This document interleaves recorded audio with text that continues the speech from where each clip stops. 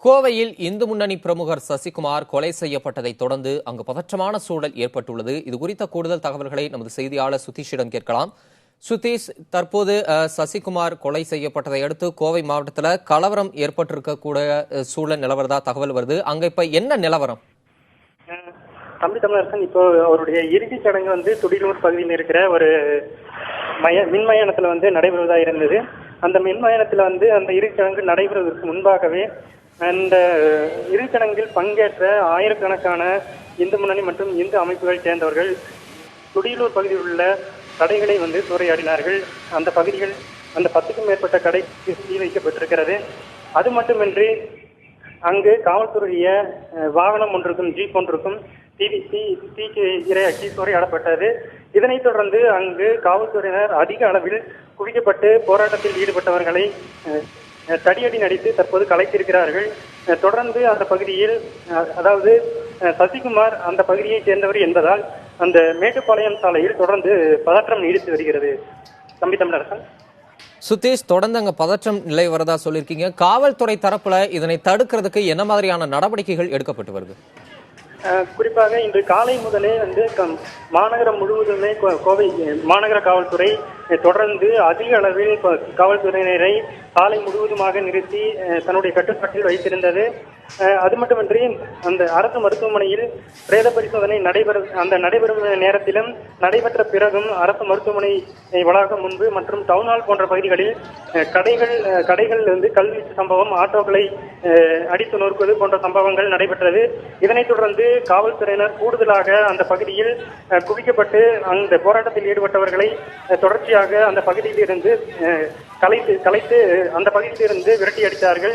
இதனைத் தொடர்ந்து சசிகுமாருடைய உடலானது அவருடைய உறவினரிடம் ஒப்படைக்கப்பட்ட பிறகு சசிகுமாருடைய உடல் கோவை அரசு மருத்துவமனையில் இருந்து நீதிமன்ற வளாகம் முன்பு உப்பரிபாளையம், பூ மார்க்கெட் மற்றும் மேட்டுப்பாளையம் சாலை முழுவதுமாக அவருடைய உடல் ஊர்வலமாக எடுத்துச் செல்லப்பட்டது. இந்த ஊர்வலத்தில் இந்து முன்னணி மட்டுமின்றி இந்து அமைப்புகள் சேர்ந்தவர்கள், பாரதிய ஜனதா கட்சியை சேர்ந்தவர்கள் ஆயிரக்கணக்கானோர் இந்த ஊர்வலத்தில் பங்கேற்றார்கள். அந்த ஊர்வலம் நடைபெறும் பகுதிகளிலும் ஒரு சில கடைகள் கல்வீசி தாக்குதல் சம்பவம் நடைபெற்றது. அதனையும் கட்டுக்கோப்பாக காவல்துறையினர் தொடர்ச்சியாக கண்காணித்து அந்த பகுதியிலிருந்து அந்த கடைகளை சூறையாடுவதை தடுத்தனர். இதற்கிடையே அந்த இறுதிச் சடங்கானது துடியலூரில் உள்ள ஒரு தனியார் மின்மயானத்தில் நடைபெறுவதாக இருந்தது. அவரது வீட்டிலிருந்து துடியலூர் அந்த மின்மயானத்திற்கு எடுத்துச் சென்ற பிறகு அந்த பகுதியில் கட்டுக்கிடங்காத தொண்டர்கள், இந்து அமைப்புகளை சேர்ந்த தொண்டர்கள் கூடினார்கள். இதனைத் தொடர்ந்து அந்த பகுதி முழுவதுமே அந்த துடியலூர் ஜங்ஷன் என்று சொல்லக்கூடிய அந்த பகுதியில் முழுவதுமாக அந்த தொண்டர்கள் பல்வேறு கடைகளை அடித்து நொறுக்கி கல்வீசி தாக்குதல் சம்பவம் நடத்தி ஒரு சில கடைகளுக்கு தீயும் வைக்கப்பட்டது. அங்கிருந்த ஒரு காவல்துறை வாகனத்திற்கும் தீ வைக்கப்பட்டது. இதனைத் தொடர்ந்து காவல்துறையினர் அந்த பகுதியில் அதிகமானோர் அங்கு வரவழைக்கப்பட்டு அந்த பகுதியில் உள்ள அனைவரையும் போராட்டத்தில் ஈடுபட்ட அனைவரையுமே தடியடி நினைத்து தற்போது கலைத்திருக்கிறார்கள். காவல்துறை உயரதிகாரிகள் அந்த பகுதியை, மாவட்ட ஆட்சியர் உட்பட அனைத்து அதிகாரிகளும் அந்த பகுதியை தற்போது நேரில் பார்வையிட்டு அந்த கலவரம் குறித்து ஆய்வு மேற்கொண்டு அந்த பகுதியை தற்போது கட்டுப்பாட்டிற்குள் கொண்டு வந்திருக்கிறார்கள். தம்பி தமிழரசன். சுதீஷ், நீங்க குறிப்பிட்டது போல துடியலூர்ல தற்போது பதற்றத்தை தணிக்க காவல்துறை அங்கு பர்டிகுலரா குவிக்கப்பட்டிருக்கிறதா சொல்லியிருக்கீங்க. ஒட்டுமொத்தமா எவ்வளவு காவல்துறையினர் அங்க குவிக்கப்பட்டிருக்காங்க? பொதுமக்களுக்கு நிலைமையை கட்டுக்குள் கொண்டு வரதை முன்னிட்டு ஏதாவது அறிவுறுத்தல் வழங்கப்பட்டிருக்கா? அதாவது இன்று காலை, நேற்று இரவே இந்து முன்னணி அமைப்பு மாநில தலைவர்கள், முக்கியமான தலைவர்கள் தமிழகம் முழுவதுமே அந்த பிரமுகர் படுகொலை செய்யப்பட்டதை கண்டித்து பந்திற்கு அழைப்பு விடுத்திருந்தார்கள். கோவையில் காலையில் காவல்துறை பாதுகாப்புடன் 2 மணி நேர தாமதத்திற்கு பிறகு அனைத்து டிப்போக்களிலிருந்தும் ஒவ்வொரு பேருந்து நிலையங்களிலிருந்தும் காவல்துறை பாதுகாப்போடு வாகனங்கள் இயக்கப்பட்டது. இந்நிலையில் சசிகுமாருடைய உடல் பிரேத பரிசோதனை செய்யப்பட்ட பிறகு அந்த நிலைமை என்பது மாறத் தொடங்கியது. தொடர்ச்சியாக அனைத்து பகுதிகளிலும் கல்வீசி சம்பவங்கள், பேருந்துகள் 10க்கும் மேற்பட்ட பேருந்துகளில் கல்வீசி தாக்குதல் நடத்தப்பட்டது. இதனைத் தொடர்ந்து ஒரு பதற்றமான சூழல் எழத் தொடங்கியதை அடுத்து அனைத்து பேருந்துகளும் நிறுத்தப்பட்டது. அனைத்து மாநகரம் முழுவதும் உள்ள அனைத்து கடைகளுமே ஸ்தம்பிக்கும் அளவிற்கு தற்போது மூடப்பட்டிருக்கிறது. இதனால் பொதுமக்களும் அவர்கள் வீட்டை விட்டு வெளியே வரும் ஒரு சூழல் இங்கு காணப்படவில்லை. கடைகள் அனைத்துமே மூடப்பட்டிருக்கிறது. இந்த ஊர்வலம் செல்லும் வழியிலும் கூட கடைகள் மூடப்பட்டு மூடப்பட்ட கடையிலும் கூட இந்த கல்வீச்சு சம்பவமானது தொடர்ந்து நடைபெற்றது. இதனைத் தொடர்ந்து அந்த வழி முழுக்குமே காவல்துறையினர் அதிகமாக அந்த பகுதியில் குவிக்கப்பட்டார்கள். மருத்துவமனை மற்றும் டவுனால் பகுதியில் மட்டுமே சுமார் 500க்கும் மேற்பட்ட காவல்துறையினர் குவிக்கப்பட்டிருந்தார்கள். இதனைத் தொடர்ந்து இந்த பகுதிகளில் தொடர்ந்து இதுபோன்ற சம்பவங்களை கட்டுப்படுத்த சுமார் 1000க்கும் மேற்பட்ட காவல்துறையினர் துடியலூர் வரைக்கும், அதாவது மேட்டுப்பாளையம் சாலை தொடங்கி கவுண்டம்பாளையத்தில் இருந்து துடியலூர் வரைக்கும் சுமார் 1000க்கும் மேற்பட்ட காவல்துறையினர் அந்த பகுதியில் குவிக்கப்பட்டு தற்போது அந்த நிலைமையை கட்டுக்குள் கொண்டு வந்திருக்கிறார்கள். தம்பி தமிழரசன். சுதீஷ், தற்போது நிலைமையை கட்டுக்குள் கொண்டு வந்திருக்கிறதா குறிப்பிட்டீங்க. மேற்கொண்டு இதுபோன்ற நிலைமை மாறாமல் இருப்பதற்காக வேறு ஏதாவது முன்னெச்சரிக்கை நடவடிக்கைகள் காவல்துறை தரப்புல எடுக்க இருக்காங்களா?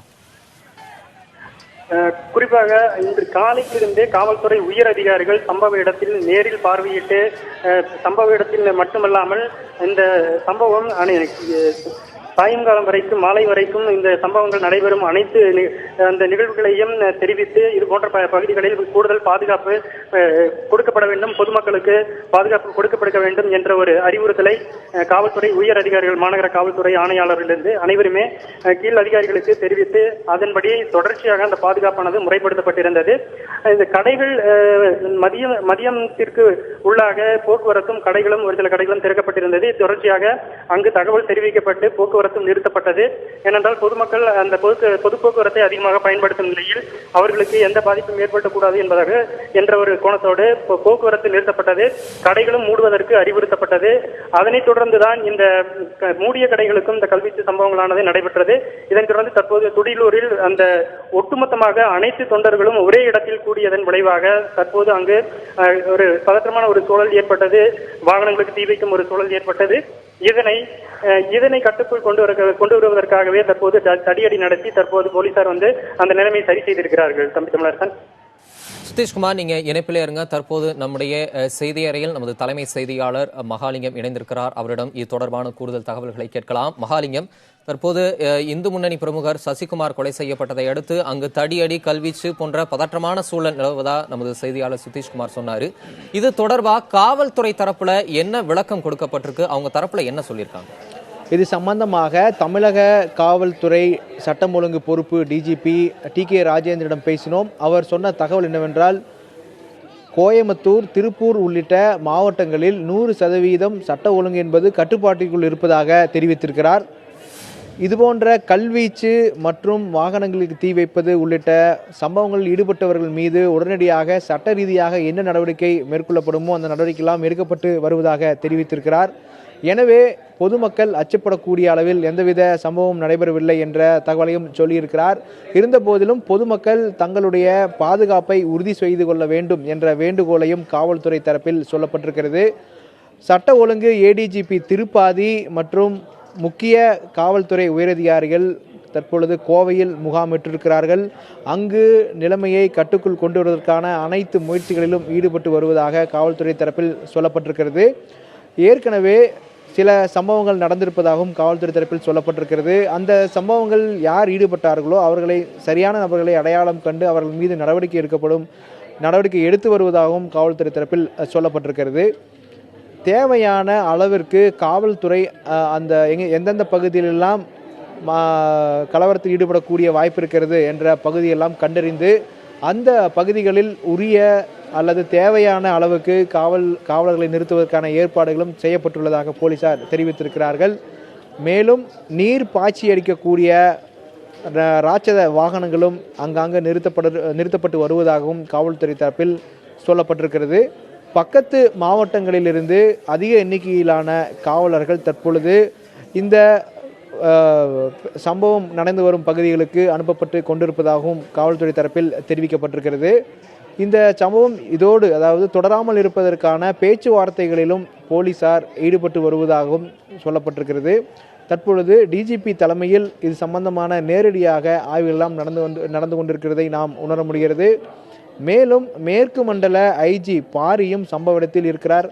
அவர் எங்கெல்லாம் இது போன்ற சம்பவங்கள் நடக்கிறதோ அங்கும் நேரடியாக சென்று சம்பந்தப்பட்டவர்கள் மீது நடவடிக்கை எடுக்கும் பணியிலும் ஈடுபட்டு வருவதாகவும் சொல்லப்பட்டிருக்கிறது. எனவே நிலைமை கட்டுக்குள் இருப்பதாகவும் பொதுமக்கள் அச்சப்பட தேவையில்லை என்ற ஒரு தகவலையும் நம்முடைய காவல்துறை டிஜிபி பொறுப்பு சட்ட ஒழுங்கு பொறுப்பு டிஜிபி நம்மிடம் தெரிவித்திருக்கிறார்.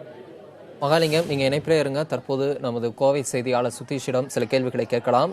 சுதீஷ், இந்த இந்து முன்னணி பிரமுகர் சசிகுமாரோட பின்னணி என்ன? அவர் நேற்று கொலை செய்யப்பட்டிருக்கிறார். அந்த நிகழ்வோட விவரம் என்ன? தம்பி தமிழரசன், அதாவது இந்து முன்னணி அமைப்பில் கடந்த 20 ஆண்டுகளாக சசிகுமார் பணியாற்றி வருகிறார். கடந்த 8 ஆண்டுகளாக அவர் இந்த செய்தி தொடர்பாளர் பணியிலும் ஈடுபட்டு வந்திருக்கிறார். இதற்கிடையே அவர் கிட்டத்தட்ட ஒரு 32 வயது மதிக்கத்தக்கவர். குழந்தைகள் இல்லை, திருமணமானவர். இந்நிலையில் அவர் இந்த அமைப்பு ரீதியான எந்த செயல்பாடுகளிலும் அதிகமாக ஒரு மேடை பேச்சு என்ற அளவில் கூட அவர் பேசாதவர். அனைவரும், அதாவது வெளியுலகத்திற்கு அவர் யார் என்று கூட அறியாத ஒரு நபர். இந்நிலையில் சசிகுமார் தற்போது இந்த படுகொலை செய்யப்பட்டிருக்கிறது என்ற சம்பவமே இந்த இந்து அமைப்புகளிடையே ஒரு பெரும் அதிர்ச்சியை ஏற்படுத்தி இருக்கிறது.